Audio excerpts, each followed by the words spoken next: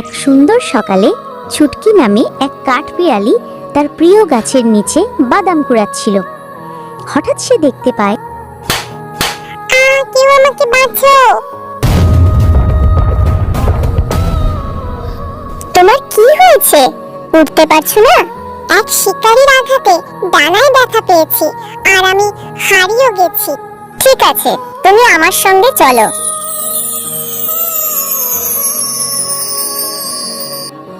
ছুটকি তখন টুকটুকিকে নিজের বাসায় নিয়ে যায়। ছুটকি তাকে যত্ন করে, খাবার দেয় আর বন্ধু হয়ে ওঠে। কিছুদিন কেটে যায়, টুকটুকি সুস্থ হয়ে ওঠে। হঠাৎ একদিন টুকটুকির মনে পড়ে যায় বাড়ির কথা। সে যদি বাড়ি না ফেরে তাহলে তার মা খুব দুশ্চিন্তা করবে, কিন্তু সে বাড়ি ফিরতে চায় না আর। তখন সে ছুটকিকে গিয়ে বলে, তোমাকে ছেড়ে যেতে মন চাইছে না ছুটকি। বন্ধু মানে পাশে থাকা না, মনে থাকা। উড়ে যাও, আমি জানি তুমি ফিরবে। টুকটুকি একদিন আবার ফিরে আসবে তার বন্ধুর কাছে। বন্ধুত্ব কখনো হারায় না, সে শুধু নতুন পথে হাঁটে।